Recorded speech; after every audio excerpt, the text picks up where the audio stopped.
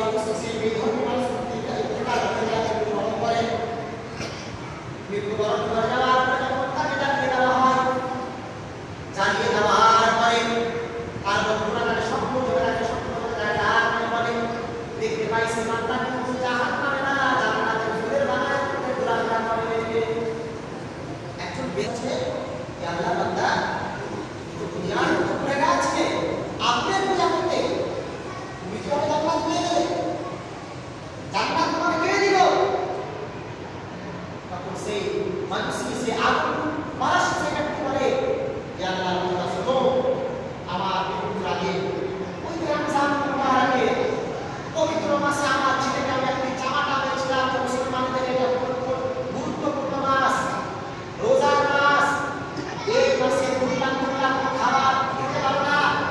আমার ছেলেকে আমি রমজানের মুবারক ভাগ দিয়েছিলাম, তাকে রমজানের গুরুত্বপূর্ণ মাস হওয়ার কারণে তাকে শাসন করেছিলাম। ওই শাসন করাটা আমার বাবুকে আমার আল্লাহকে এত পছন্দনীয় হলো, এত গ্রহণযোগ্য হলো, মরার আগে আল্লাহ রাব্বুল আলামিন আমাকে কলমা পড়ার তৌফিক দান করলেন আর মরার পরে আমাকে জান্নাতের মধ্যে ঢুকিয়ে দিয়েছেন। সুবহানাল্লাহ। বেধর্মী মানুষ, বেদিন মানুষ শুধুমাত্র রমজান মুবারকে আদব ইহতিরাম করার কারণে।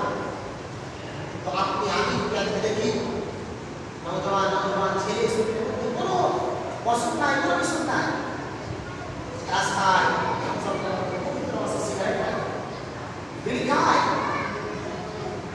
আপনি বলেন সমাজ থেকে হালকা আপনি জানেন? যদি কোনো ব্যক্তি আমাদের ভাইয়েরা ফতোয়া হলো খুলে আম যদি কোনো ব্যক্তি রমজান মুবারকে খাবার খায় আর ইসলামী হুকুমত যদি হয়, বাদশাহ ইসলাম তাকে সঙ্গে সঙ্গে তার গর্ব আলাদা করে দিয়েছে। দুনিয়ার মধ্যে এমন কঠোর সাজা আল্লাহ রাব্বুল আলামিন দেখেছে যে ব্যক্তি রমজান মুবারকে খুলে আম খাবার খাবে, ইফতার করবে, রোজা রাখবে না।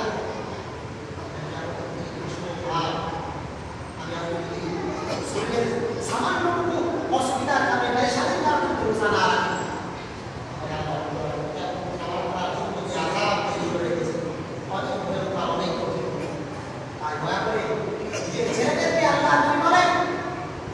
যখন 7 বছর বয়স হয়ে যাবে নামাজ পড়ার হুকুম করো, উপদেশ দাও, আর যখন 10 বছর বয়স হয়ে যাবে তাকে বেশি নামাজ পড়াও, বেশি রোজা রাখাও।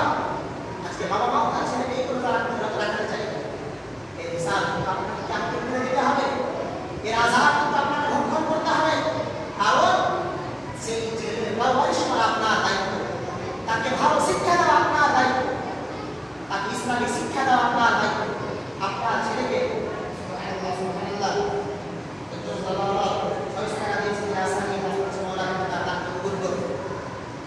আপনার ছেলেকে আপনি ডাক্তার বানান, প্রফেসর বানান, ইঞ্জিনিয়ার বানান, ডক্টর বানান, কোনো কিছু বানান না, কেউ আপনাকে বাধা দেবে না। তো আপনার ছেলেকে নামাজের শিক্ষা দিতে আপনি না দেন, রোজা রাখার শিক্ষা দিতে আপনি না দেন, ব্যবসা করবে ব্যবসার শিক্ষা দিতে আপনি না দেন, ইসলামী তালিম দিতে আপনি না দেন, কোরআনের শিক্ষা দিতে আপনি না দেন, কেমন দিকে আল্লাহ রাব্বুল আলামিন আপনাকে দাঁড় করিয়ে দিয়েছেন, আল্লাহ বান্দা আমি তোমাকে দুনিয়ার মধ্যে আওলাদ দিয়েছিলাম, আর সেই আওলাদের শিক্ষা বিয়াত করা, তাকে সঠিক জ্ঞান দেওয়ার হুকুম দিয়েছিলাম। তালাবুল ইলমি ফরিদাতুন আলা কুল্লি মুসলিমিন ওয়া মুসলিমাত।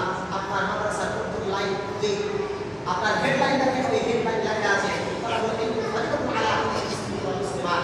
প্রত্যেকটা নর ও নারীর উপরে ইলমি শিক্ষা দেওয়া অপরিহার্য। যেমন আপনার জন্য ইলমি শিক্ষা দেওয়া অপরিহার্য, আপনার ছেলেকে সেই শিক্ষা দেওয়া অপরিহার্য।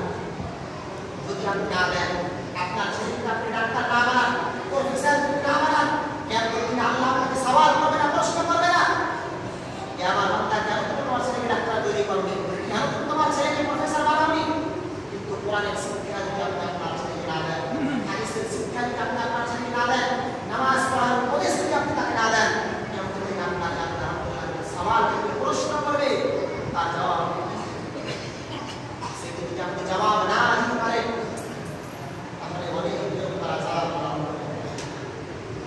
রমজান মুবারক পবিত্র মাস, এই মাসটাই হচ্ছে কোরআন তেলাওয়াতের মাস, কোরআন কে সিনাতে লাগিয়ে নেওয়ার মাস, কোরআন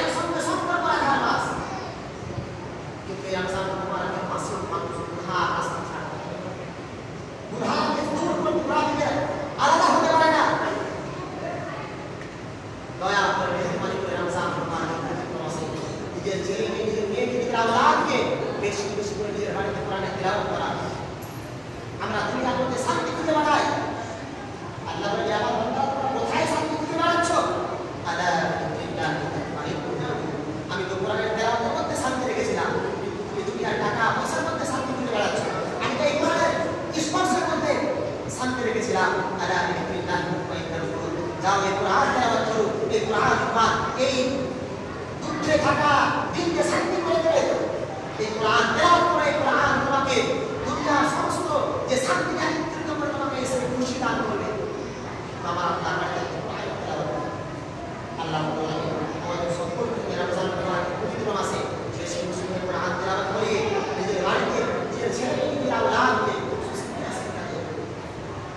আজকে দুনিয়ার মধ্যে যত পরেশান নিজের আওলাদ, মানুষকে জিজ্ঞাসা করেন পরেশান কি? আমার ছেলে আমার কথা শোনে না, আমার মেয়ে আমার কথা চলে না।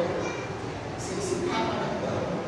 যদি আপনি যে শিক্ষা আপনাকে দেন, সেটা আপনাকে আপনার কাছে চাইছেন, সেটা কোনদিন হতে পারে। আপনাকে সেই শিক্ষাটা দিতে হবে। আল্লাহ সকলকে শিক্ষিত করেন।